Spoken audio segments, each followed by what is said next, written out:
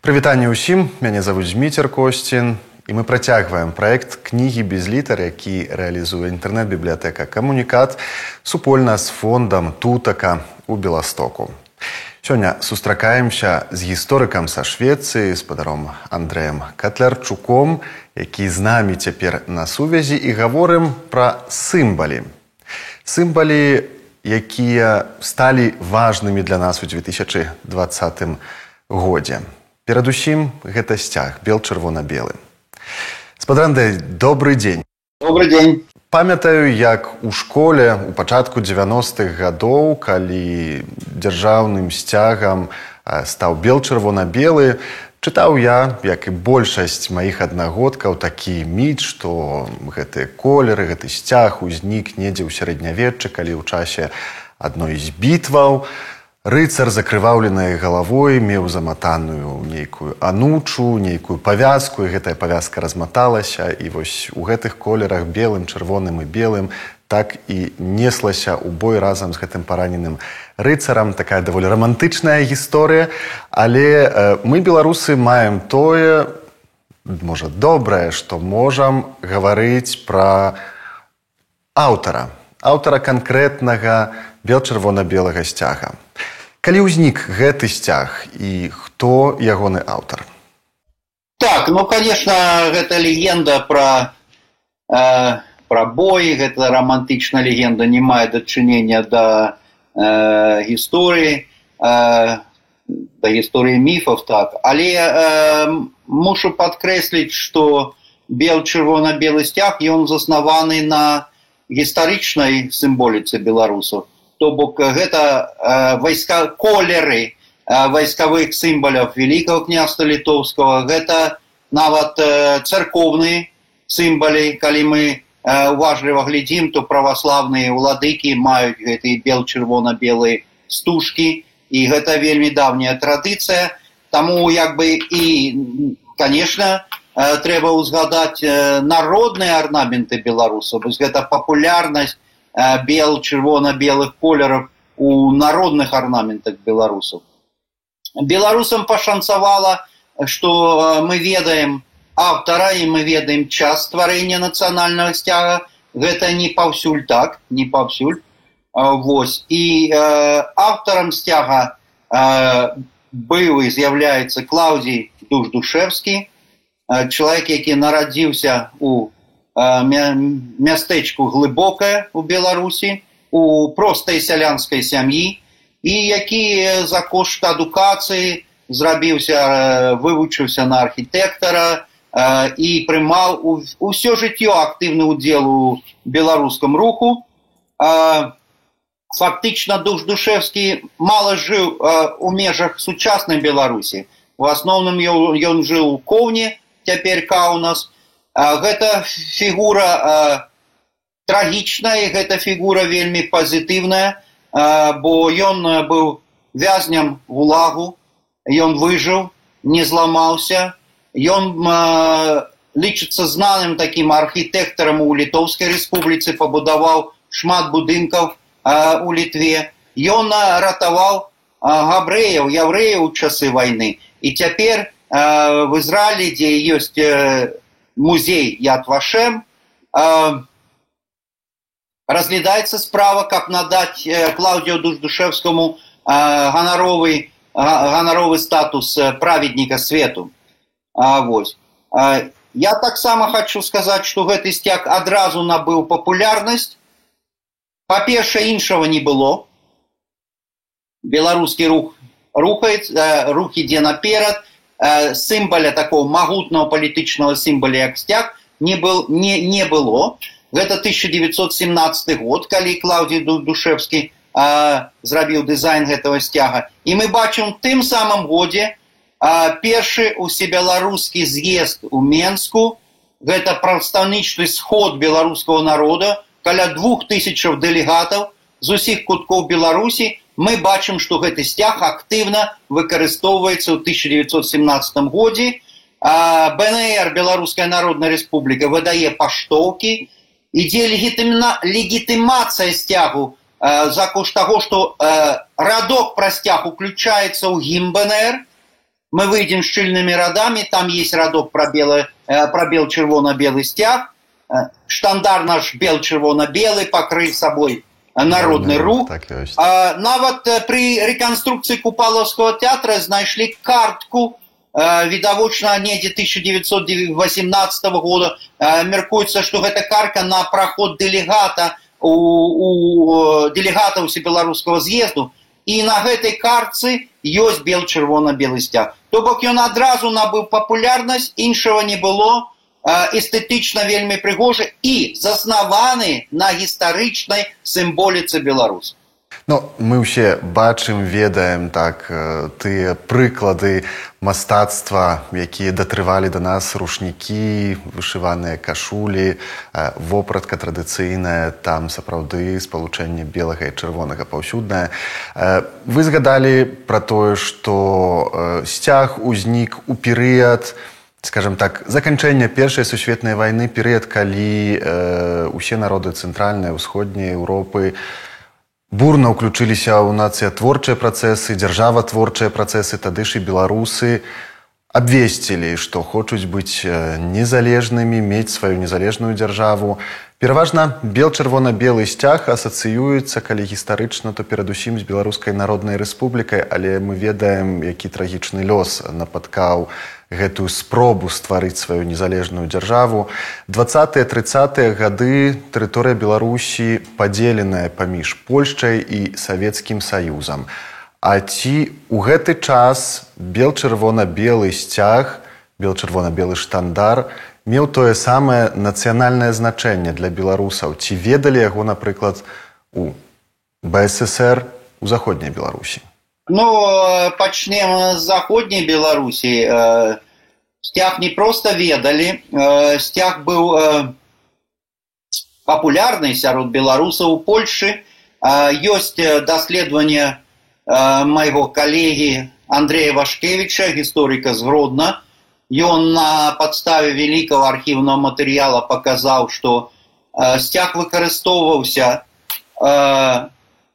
і левымі, і правымі палітычнымі сіламі ў беларускам руху, то бок сацыял-дэмакратычная грамада таксама выкарыстоўвала гэты сцяг, друкавала его ў сваіх выданнях.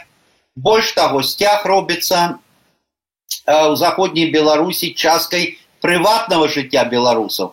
Мы маем фатаграфіі, важная крыніца, дзе мы маем нейкія школьныя гурткі, некія самадзейныя музычныя калектывы, мы маем пахавання прыватныя, і паўсюль мы бачым бел-чырвона-белыя стужкі і бел-чырвона-белы сцяг. То бок у той дзяржаве, дзе беларусы суіснавалі разам, дзяржаўным сцягам был польскі, конечно, сцяг, але беларусы суіснавалі разам з украінцамі, з літоўцамі, з яўрэямі, з немцамі. Бел-чырвона-белы сцяг робіцца такім маркерам беларускай ідэнтычнасці. Невыпадкова малады Максім Танк, ён уже тады быў дзеячом камсамола камуністычнага руху, у 1930 годзе піша верш пра бел-чырвона-белы сцяг. Там ёсць такія радкі: глядзіце ў будучыню смела, настаў дагачаканы час, пад сцягам бел-чырвона-белым чакае перамога нас. То бок, як бы, стаўленне, мы бачым, што стаўленне да бел-чырвона-белага сцяга пазітыўнае ва ўсіх колах беларускага грамадства. Нешта адбываецца ў сярэдзіне 30-х гадоў, бо, па-першае, Сталін дае загад камуністам не супрацоўнічаць з сацыял-дэмакратамі, і мы бачым, што камуністычная партія заходняй Беларусі адмаўляецца выкарыстоўваць бел-чырвона-белы сцяг. Па-другое, польскія ўлады пераходзяць да палітыкі, я б сказаў, такой жорсткай асіміляцыі беларусаў. І мы маем крыніцы, калі паліцыя польская робіць арышт нейкага дзеяча беларускага руху, знаходзіць бел-чырвона-белы сцяг, ён фігурыруе ў справе як доказ антидзяржаўнай дзейнасці. І уладальнік сцяга атрымоўвае штраф. Таму як бы ёсць такая гісторыя. У савецкай Беларусі, канешне, пасля таго, як БНР зрабіла шмат, каб сцяг набыў папулярнасць, сцяг ведалі. Гэта менш даследжаная тэма, між іншым, але Крыніцы показывают, 1926 год у Менску буйная конференция по правопису белорусской мовы, запрошены замежные удельники светила филологичной науки света, и заля головного поседжання упрыгожена чырвона-белыми стужками.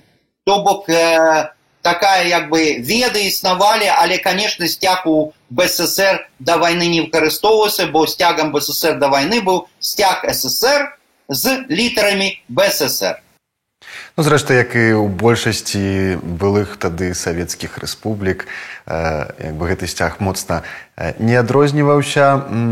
Цяперашняя дзяржаўная прапаганда асноўны упор калі гаворыць пра чырвона-белы сцяг, робіць на перыяд Другой сусветнай вайны. Такое ўражанне, што як бы ён не існаваў, не меў сваёй гісторыі перад гэтым. Але якраз Другая сусветная вайна – гэта той час, который паводле уладаў запляміў гэты сцяг. Наколькі афіцыйным было ў час акупацыі выкарыстання чырвона-белага сцяга? Гаворыцца пра то, што ён быў паўсюдны, але ці немцы ўвогуле давалі дазвол на яго выкарыстанне? Гэта добрае пытанне. Па-першае, сама вось гэта атака дзяржавы на чырвона-белы сцяг прымусіла маіх калегаў в Беларусі паглядзець больш уважліва на гэта пытанне. І цяпер мы маем даследаванне гісторыка Владзіміра Ляхоўскага з Мінску, які апрацаваў архівы, каб выясніць больш стаўленне да чырвона-белага сцяга ў часы нацысцкай акупацыі. Мы, гісторыкі, зыходзім з кантэкста, што было тагды. Не як мы інтэрпрэтуем цяпер, а што было тагды. На 1941 год, і гэта акупацыя БССР, мы маем на той час два палітычных сімваля беларусаў. Гэта чырвоны сцяг і чырвона-белы сцяг. Чырвоны сцяг – гэта сцяг СССР, ён робіцца сцягам савецкага партызанскага руха, яго ніяк не могуць выкарыстоўваць беларусы, якія жывуць пад немецкай акупацыі. Чырвона-белы сцяг нацыянальны. Што бок? Слово «нацыянальны» азначае, што ён выкарыстоўваецца ўсімі групоўкамі ў грамадстве. Усе маюць права выкарыстоўваць нацыянальны сцяг. Таму як бы ніякай палітычнай партыі нацысты ў Беларусі не дазволілі. Мы не можам сказаць, што некая палітычная партыя выкарыстоўвала гэты сцяг. Мы ведаем, што тыя дзеячы, якія супрацоўнічалі з нацыстамі, яны пачалі выкарыстоўваць гэты сцяг. Але карціна была, як заўжды в гісторыі, не бела-чорная, а больш складаная і мела нюансы. Па-першае, нацысты дазволілі выкарыстоўваць сцяг на беларускія святы. То бок не ўвесь час, а на святы. І мы маем фотаматэрыял, што той же самы будынак камісарыята генеральнага, які кіраваў цывільная ўлада, ён без сцяга, на некаторых фотках сцягі, то бок сцяг дазвалялось выкарыстоўваць на беларускія святы. Але гэта была ініцыятыва беларусаў, гэта была ініцыятыва нямецкіх акупацыйных уладаў. Берлін быў незадаволены. Мы цяпер маем крыніцы пра гэта, тое, што я казаў, Владзімір Ляхоўскі паказваў. Берлін быў незадаволены, што беларусы у Беларусі выкарыстоўваюць чырвона-белы сцяг, бо гэта сімвал памкнення да незалежнасці. То бок нацысцкая ўлада ставілася вельмі асцярожна да гэтага сцяга, і, канешне, выкарыстоўваўся ён не таму, што нацысты прапанавалі, а таму, што беларусам, якія жылі 3,5 гады пад акупацыяй і не былі ў партызанах, не былі ў польскіх партызанах, якія выкарыстоўвалі, канешне, польскі сцяг, патрэбны быў нейкі сцяг.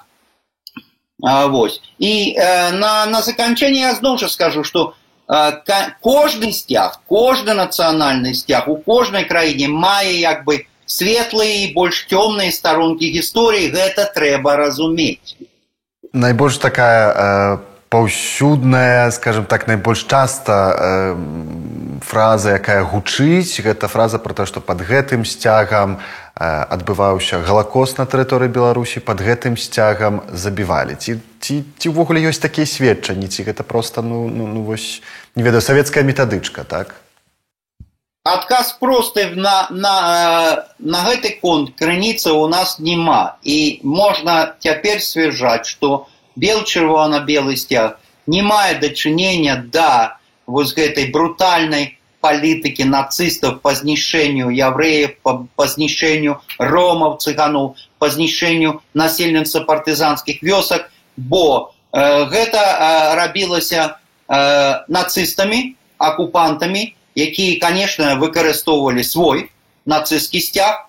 Калі чуеш прапагандыстаў, то часам з'яўляецца некая дурная думка, што немецкая акупацыя ў Беларусі гэта справа рук калабарантаў. Гэта зусім дурная думка, бо у мілітарных мэтах гэты сцяг не выкарыстоўваўся першыя 3 гады акупацыі. Дакладна, мы не маем ніякіх доказаў, што ён неяк выкарыстоўваўся. Мы бачым нацысцкі сцяг паўсюль. 1944 год, калі ствараецца нацыстамі беларуская краёвая абарона, паліцэйская такая структура, то на прысязе гэтай краёвай абароны ў сакавіку 1944 года мы бачым чырвона-белы сцяг на прысязе, на ўрачыстай цырымоніі. Але гэта, па-першае, за 2 месяца да асвабаждэння Беларусі, гэта па-другое, гэта ўжо пасля Халакосту, пасля знішчэння беларускіх яўрэяў. Па-трэцяе, канешне, гэта не ўпрыгожвае, гэта робіць больш складанай гісторыі сцяга, я тут пагаджуся. Але мы не маем ніякіх крыніцавых доказаў, што менавіта пад гэтым сцягам здзейсніліся карныя аперацыі. Такога не было. У любым разе, на сёння мы не маем ніякіх доказаў пра гэта. Нацыянальнымі сцягамі, сімвалямі карысталіся ў час Другой сусветнай вайны не толькі беларусы. Так, усе бы бачылі гэтыя фотаздымкі расійскай вызваленчай арміі з сённяшнім дзяржаўным сцягам Расіі, карысталіся сваімі нацыянальнымі сцягамі і украінцы, і літоўцы, латышы, гэта пра суседзяў, але таксама, напрыклад, рэжым Вішы акупацыйны, створаны на тэрыторыі акупаванай Францыі, або нацыянальным сцягам карыстаўся таксама Квіслінг у Нарвегіі. Ці чулі вы дзе-небудзь разважанні пра тое, што вось гэтая цёмная старонка гісторыі сімваляў варта прыводзіць да таго, што варта падумаць пра змену сімваляў? Ці французы, Нарвегіі, бельгійцы задумваліся над тым, каб памяняць сцягі ў сувязі з гэтым? З Расіі армія Власава, яна выкарыстоўвала збольшага андрэеўскі сцяг, сцяг флота. І гэта таму, што там былі і белыя эмігранты, і савецкія афіцэры. Яны шукалі нейкі кампраміс. А трыкалоры яны выкарыстоўвалі, але не афіцыйна. Але трыкалор выкарыстоўваўся у Беларусі. Бригада Каменского, бригада СС руская, она выкарыстоўвала. Саюз рускай моладзі, які стваралі нацысты ў Беларусі, яны стваралі 2 саюза. Беларускай моладзі і рускай. Руская, так. Ён выкарыстоўваў. То бок такая, дурнота ідзе, бо калі забараніць гэты сцяг, трэба забараняць усе сцягі в Европе за выключэннем польскага сцяга. Бо Гітлер вырашыў, і Сталін яшчэ загадзя, знішчыць Польшу як дзяржаву, як нацыю. Так, і сімвалы ўсе былі забароненыя, польскія якраз. Так, палякі гэта адзіная нацыя в Европе, якая не дала Waffen-СС жаўнераў. Бо мэта Гітлера была знішчыць гэту Польшу і палякаў. Шведскія крыніцы, між іншым, у часы вайны пісалі, што в Европе адбываецца татальнае знішчэнне яўрэяў, цыганоў і палякаў. То бок звонку выглядала тое, што нямецчына нацысцкая проста вырашыла знішчыць польскі народ. Таму польскага сцягу ніяк. Все іншыя, конечно, а які сцяг? А што гэтым пасобнікам нацыстаў, ці калабарантам, ці цывільнай адміністрацыі чырвоны сцяг трэба было даставаць? Нема. Гэта ўсё зразумела. Ёсць нацыянальны, ёсць камуністычны. Ты не маеш ніякага ніякай высновы. І зноў жа я кажу, што вось гэтыя все досыць як бы злачынныя групоўкі, напрыклад, батальёны СД, адзін быў беларускі, сцяга там бел-чырвона-белого нема. Нема там бел-чырвонага сцяга. Потым мы, як гісторыкі, ведаем, што немцы мелі праблему з рэкрутацыяй беларусаў у вайсковыя адзінкі. Бо 41-й, 42-й, 43-й яны нагналі ў Беларусь літоўскія, украінскія, латышскія батальёны. Рускія казакі прыйшлі. Пытанне чаму? Адказ, бо мясцовыя не хацелі гэта рабіць, разумееце? Вся гэта вайсковая калабарацыя, гэта ўжо 44-й год, гэта як бы просто выкарыстанне жывой сілы. Забраць усіх, каб яны не пашлі ў партызаны, ў чырвонае войска. Гэта маё разуменне. Ну, бачце, я так разумею, што для Савецкага Саюза ўвогуле любая беларуская, не ведаю, любая супраца, так, ці гэта выданне газетаў, ці гэта беларускія школы проста, гэта ўжо было прыкметай нібыта здрады. Пытанне, каму здрады? Мне здаецца, што людзі, которые працавалі ў гэты цяжкі час на ніве адукацыі беларускай, на ніве як бы інфармавання таго, што адбываецца навокал, пісалі вершы, яны працавалі якраз для свайго народа ў гэты складаны час. Тут як бы гэта складанае пытанне, але трэба разумець, што акупацыя была не 1 месяц, а 3,5 гады. Хлебазавод мусіць працаваць. Хлеб у Мінску. То бок усе, хто там працуюць, мусяць працаваць мясцовыя. І школы 3,5 гады мусяць працаваць, і як бы і бальніцы, і дзіцячыя дамы, якія былі у Менску, і між іншым там ратавалі яўрэйскіх дзяцей, выдавая іх за беларускіх дзяцей. Яны мусілі працаваць. Гэты цывільны аспект, як бы, он не абмяркоўваецца ў Европе. У кожнай краіны разумеюць, што нейкія структуры мусяць працаваць. Іншая рэч, гэта вайсковая калабарацыя. Калі людзі са зброяй в руках выступаюць за нацысцкія ідэі. Гэта іншая рэч, як бы. Але гэты феномен, ён быў ва ўсіх краінах, і тут як бы стаўленне, маё стаўленне да гэтага негатыўнае. Але мы мусім адзначыць, што палітычныя сімвалы, нацыянальныя сімвалы, усе нацыянальныя палітычныя сімвалы, ты ўзгадаў вішы, яны все маюць свае светлыя і цёмныя бакі. Менавіта. Бо заўтра в любой краіне любая радыкальная групоўка бере гэты нацыянальны сцяг і маршыруе. І паліцыя нічога пра нацыянальны сцяг не кажа, бо ён выкарыстоўваецца ўсімі.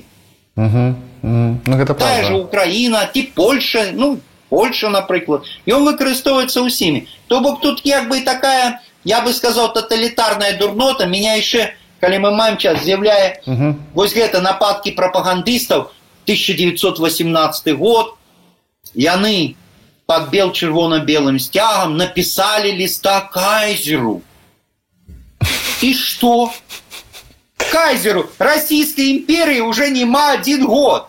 Ее нема. Кайзер, он что? Он лидер звычайной, як бы, полудемократичной краины. Российской империи нема, цара нема. Яны глядят БНР, до кого звернуться з великих державов. Америка еще не великая держава. И они пишут листа до ближайшей великой державы. Им не заминало с тем самым кайзером 3 сакавіка подписывать Берестейскую домову, правда? У чым проблема? У чым проблема листа кайзеру? Але вот эти советские штампы. Германия, здрада. Якая здрада? Российской империи уже нема. Там ідзе грамадзянская война паміж белыми и чырвонымі. Між іншым БНР спрабавала контактовать перадусім чырвоных, бо белые выступали за обновление Российской империи, где белорусов не было. Менавіта тому БНР ездила и спрабавала там чырвякоў з Лениным и так далее, разумеете? Было такие падзеі. Листа кайзеру, и что? Это, як сказать, написали листа в ОАН. Ну и что? У Амерыку здалі ўсё. Не, ведаеце, гэта, канешне, страшна ўсё, але вы так згадалі пра гэтую цывільную калабарацыю, а я прыпомніўся мне 2 расповеды такія. Першы гэта майго дзядулі, з Бабруйшчыны. Моя бабуля была з Расеі, і ён расказвае, як аднойчы там паехалі яны туды на поўнач Расеі, бо яна там з Архангельска. І так вось сядзелі, выпівалі там з цясцём. І ў нейкі момант гэты цесць, які франтавік был і расеец, сказаў: «А вы ўсе здраднікі, бо вы былі пад Гітлерам, бо вы ўсе там сядзелі 3 гады і тое». І мой дзядуля са слязьмі на вачах гэта ў 80 гадоў мне расказваў і гаварыў: «Я так пакрыўдзіўся, бо мы галадалі, бо мы ў лесе жылі, бо нас выгналі, бо сувязі былі з партызанамі у прабабулі». Для яго гэта была самая вялікая крыўда, і я тады зразумеў, што ў прынцыпе беларусы, яны, зрэшты, напэўна, як і ўсе украінцы, которые былі пад акупацыяй, ці расейцы, которые былі пад акупацыяй, лічыліся здраднікамі. Это правда. Плюс про то, что ты кажешь вот про оккупацию. Я их памятаю, я заполнял эти советские анкеты. Там было питание, были ли вы или ваши родственники, находились ли, да, по-русски так, находились ли вы или ваши родственники под немецко-фашистской оккупацией в годы войны.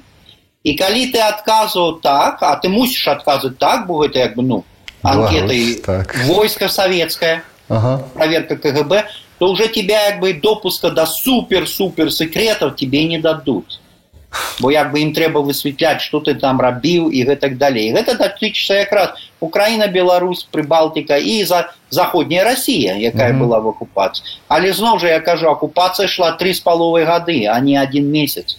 Людзі мусілі жыць, людзі мусілі неяк функцыянаваць. Людзям трэба выжываць, нешта есці, нешта піць, як бы. І тут як бы вот гэта радыкалізацыя, якая адбывалася, яна, конечно, мае свае карені, гэта і бальшавіцкая радыкалізацыя, хто не з намі, той супраць нас, враг должен быть уничтожен. Гэта вельмі складана растлумачыць, напрыклад, там, звычайному шведу. Вот что такое, хто не з намі, той супраць нас, вораг мусіць быць знішчаны. І он не зразумее просто, што, як знішчаны, чаму знішчаны, чаму ты, хто не з намі, супраць нас. Бо Европа от часов средневечья будуется на тым, эти магдебургское право, каб дать всем жить. Ты, кто не порушая законов, живе. И все мы разные. Разумеешь, это такие большевистские, вельми такие, они у свідомості глибоко сидят, советских людей. Але у нас была дискуссия так само с историками. Люди, які живут в Минске, кажут, что на молодь их методы пропаганды не дейничают, бо они не ведают вот этого советского контекста, и они не дейничают, все эти страхи, мифы. То бок вся их пропагандистская машина зараз крутится вокруг людей, які старейшие за 50, як бы, вот як я, як бы, старый и старейший. На молодь, и они просто не разумеют, про что они кажут. Но, конечно, мы бачим, что теперь у Беларуси державная пропаганда и силовые структуры працують моцно на дискредитацию червоно-белого стяга. Прокуроры кажут, что треба зробити юридичную оценку, дать, что это фашистовский стяг. Палата Республики Беларусь рыхтуе змены у закона супраць реабилитации нацизма, такі закон є, ён дзейнічае, і гэтыя змены з таго, што я читаю в прессе, якраз накіраваны, каб даць дэфініцыю чырвона-белага сцягу як фашыстаўскаму. Тут як бы, па-першае, памылковае разуменне нацыянальнага сцяга, такое тоталітарнае разуменне, бо сцяг БССР ці сцяг Республики Беларусь яны называюць дзяржаўным. В заходних мовах такого немає. Что значит державный? Что держава має свой стяг, а народ не має ніякого стягу. Стяги называются национальными. Это значит, яны належат усім груповкам у грамадстве. У кожнай краіне выкарыстоўваюць і правые, і радыкалы правые, і социал-демократы, і левые. Яны выкарыстоўваюць нацыянальны стяг, бо гэта стяг твоей нации. Вот. И калі Палата, парламент Республики Беларусь прыме такі закон, то ён, конечно, не будзе гістарычна-юрыдычна абгрунтаваны, але ён будзе вялікай юрыдычнай нават памылкай, нават скандалам. Бо калі забараніць чырвона-белы сцяг, якому уже 100 гадоў, да якого беларусы 2 разы прыходзілі да дэмакратіі, 1918 і 1991 годзе, гэта значыць, што трэба будзе забараняць нацыянальныя сцягі ўсіх суседніх краінаў, за выключэннем Польшы. Польша там іншая гісторыя, нацысты знішчалі Польшу, сцягам не выкарыстоўваюць. Гэта значыць, што трэба забараніць сцягі ўсіх краінаў Еўразвязу, бо ніколі в ніякай краіне такіх дыскусій нам трэба забараніць у Францыі наш сцяг, бо ён выкарыстоўваўся калабарантамі, не было, бо нацыянальны сцяг маюць права зноў жа выкарыстоўваць усе, хто належыць да нацыі. І кепскі, і добры. Але я бы сказал бы так, что присяга президента Республики Беларусь, первого президента Республики Беларусь Александра Григорьевича Лукашенко 1994 года робится нелегитимной, это вельми такая важная речь. Бо это адзіная присяга, якая як бы першая присяга, якая была вынікам дэмакратычных выборов, за президента голосовал народ, и она приймається под стягом, які збираються улады Беларусі обвестить фашистовским. Гэта просто, я бы сказал, безглудица и юридичная дурнота ісці по такому шляху. Ну, увогуле, дзеянні некаторыя ўладаў вельмі здзіўляюць, напрыклад, пераслед кагосьці за сукенку ў белым чырвоным колеры ці палоскі белыя чырвоныя на штанах спартовых. Тут, дарэчы, у вас на профілі ў Фэйсбуку я пабачыў, вы прывялі некалькі прыкладаў такіх плакатаў агітацыйных, савецкіх з часоў Другой сусветнай вайны, якія якраз аформленыя ў белым і чырвоным колеры. Атрымліваецца, што таксама трэба будзе забараніць такое спалучэнне і паказ гэтых плакатаў. Конечно, бо як бы выглядае так, пакуль трэба гэта больш даследаваць, но выглядае так, што стаўленне у пасляваеннай БССР да чырвона-белых колераў было спакайнейшае, чым стаўленне сучасных уладаў. І гэта зусім новы феномен, такая барацьба з чырвона-белым сцягам, на мой погляд. Бо, уявіце, сцяг БССР 1951 года, гэта фактычна кампраміс паміж камуністычнымі і нацыянальнымі сімваламі. Бо на сцягу 1951 года мы бачым беларускі чырвона-белы арнамент, і мы бачым на сцягу БССР, не сучасного РБ, мы бачым чырвона-белы стужкі уздоўж гэтага арнаменту. І у статуце сцяга БССР, які я прачытаў, пра які я напісаў 1951 года, стаіць, што гэта сцяг, ён прадстаўляе советские и национальные символы белорусов. То бок, я скажу так, что и книжки друковались, и больше за то, есть нават значки белорусской войсковой округи, оформленные у колерах чырвона-белого стяга, часов СССР. И, конечно, стяг БССР, пропагандисты кажут, что он чистый, и он как бы не заплямленный. Но гісторыкі не могуць, гэта як бы выконваюць яны маюць усе больш гістарычную адукацыю, яны выконваюць палітычную замову. Як так не праблематычны? Аўтар сцяга, мы ведаем гэта, Мікалай Гусев, супрацоўнічаў з нацыстамі ў часы вайны, маляваў партрэты Гітлера. Прымусовая калектывізацыя заходняй Беларусі адбывалася пад гэтым сцягам, я нашла. Калі хутарскія гэтай гаспадаркі знішчалі, калі незадаволеных людзей, якія выказвалі пратэсты, адпраўлялі ў ГУЛАГ. ГУЛАГ працуе до 1956 года. Палітычныя зняволенні арыштоўваюцца пад гэтым сцягам. Маладзёвыя апошнія антисавецкія гурткі знішчаюцца пад гэтым сцягам. То бок, гэты сцяг таксама мае свае цёмныя бакі. І казаць пра тое, што гэта як бы светлы ідэал, немагчыма. Менавіта вы так згадалі пра аўтара сцягу гэтага дзяржаўнага БССР з 1951 года.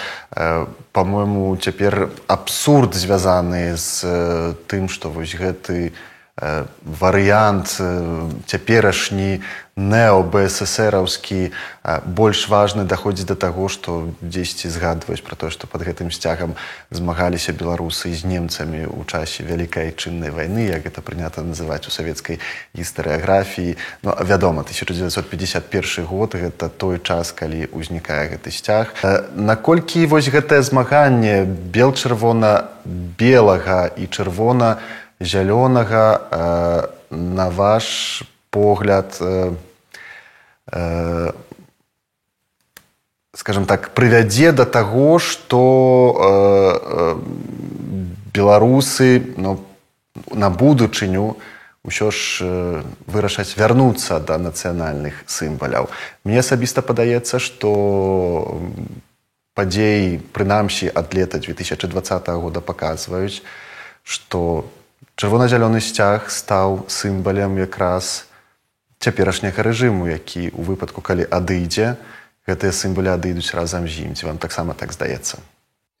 Так, я згодны з вами, і я даследаваў гэта пытанне. Між іншым, я напісаў некалькі артыкулаў пра палітычныя сімвалы сучаснай Беларусі. Мушу зазначыць, што пасля 1995 года, вось гэтага рэферэндума, які змяніў нацыянальны сцяг Беларусі на дзяржаўны сцяг, заснаваны на сцягу БССР, адбываюцца розныя працэсы, і адзін працэс сувязаны з тым, што нацыянальны бел-чырвона-белы сцяг робіцца сцягам апазіцыі. То бок ён прысутнічае на ўсіх апазіцыйных мерапрыемствах, і моладзь, якая расце в Беларусі в 90-е гады, на пачатку 21-го стагоддзя, яна ўспрымае гэты сцяг як апазіцыйны. З іншага боку, адбываецца нармалізацыя чырвона-зялёнага сцягу. Я пра гэта пішу. То бок, гэты сцяг робіцца дзяржаўным, ён выкарыстоўваецца ў школах, у падручніках, ён вісіць у кожнай школьнай класе, ён вісіць у кожнай вайсковай частцы. Пад ім беларускія спартовцы выйграюць міжнародныя турніры, чэмпіянаты.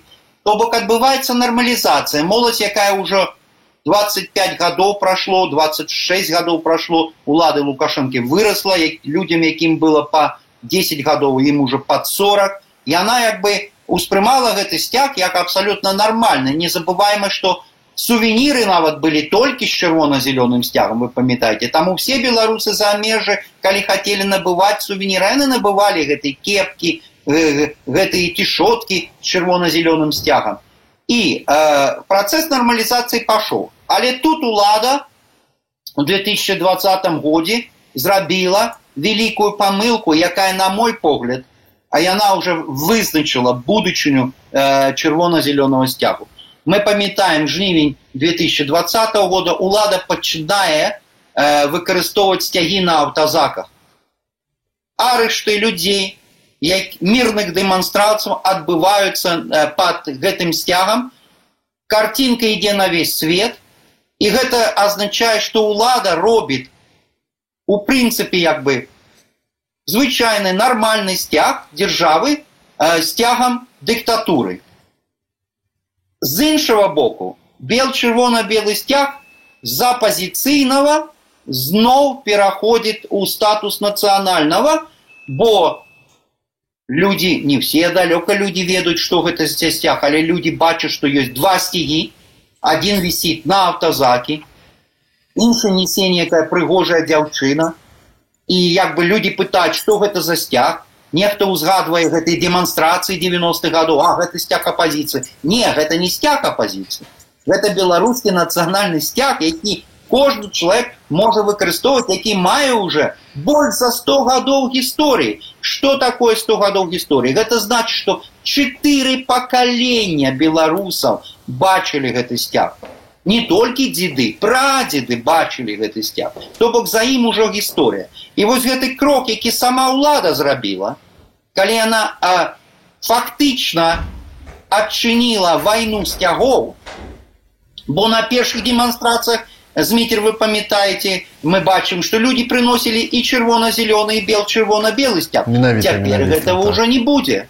Гэта не выбар народа. Гэта не выбар народа. Сама ўлада, яна правакуе гэту варожасць і гэта стаўленне. Вось. Але я кажу, улада разумее, палітычныя сімвалы – гэта моцная рэч. Трансфармацыя палітычных рэжымаў, яна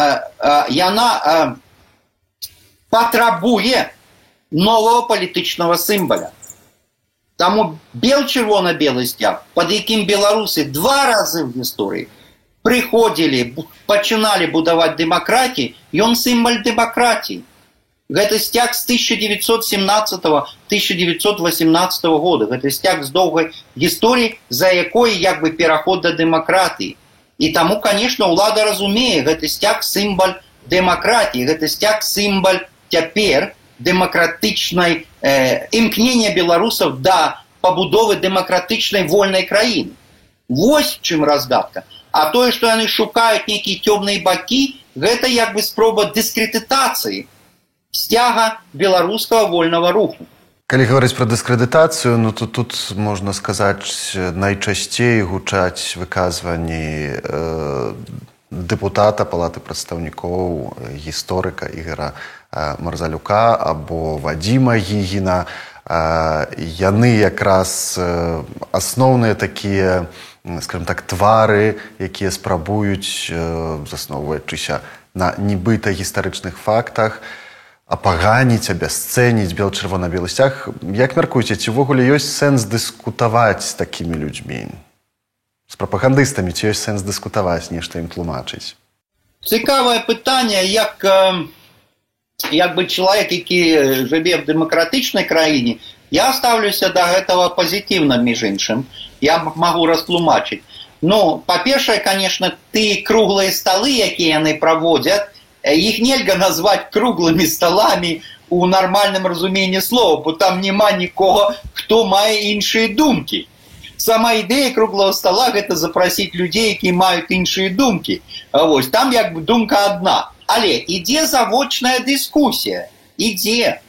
І я бачу, што тыя людзі, якім Лукашенко хутчэй за ўсё даў як бы заданне, загад працаваць у гэтым накірунку, яны чытаюць тое, што пішуць гісторыкі.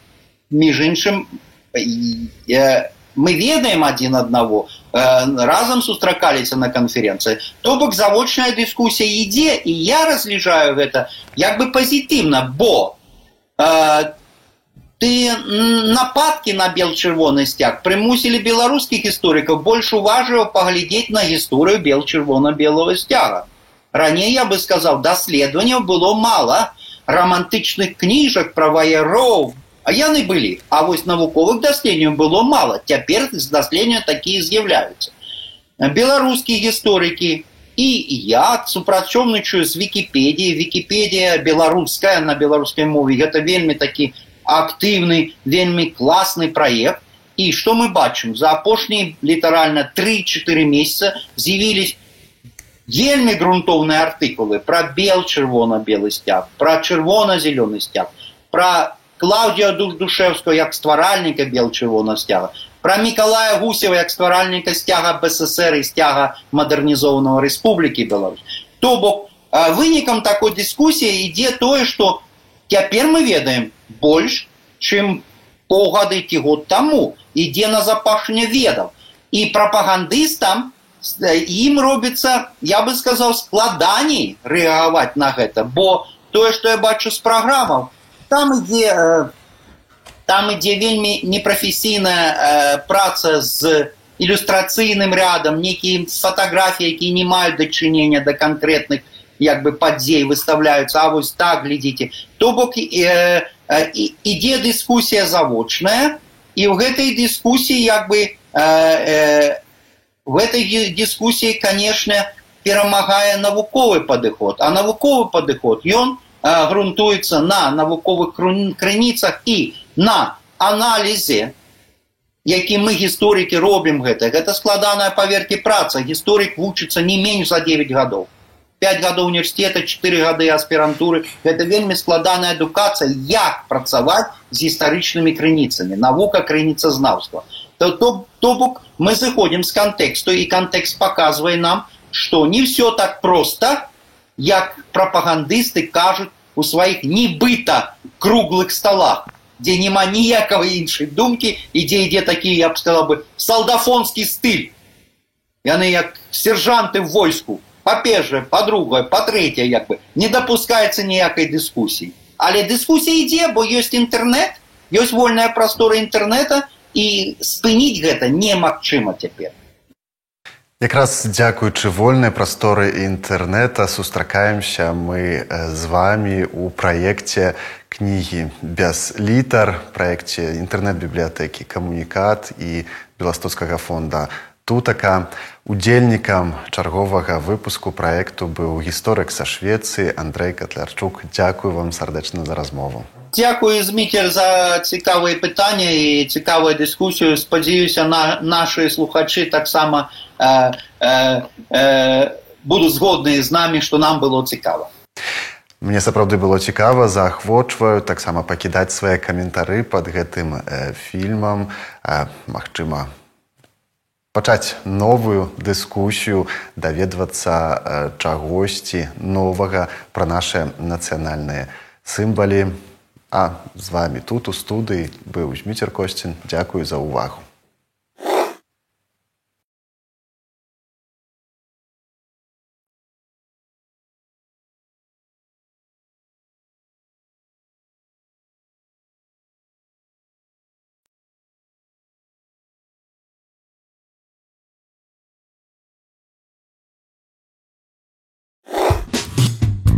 Кнігі без літар на камунікат.орг.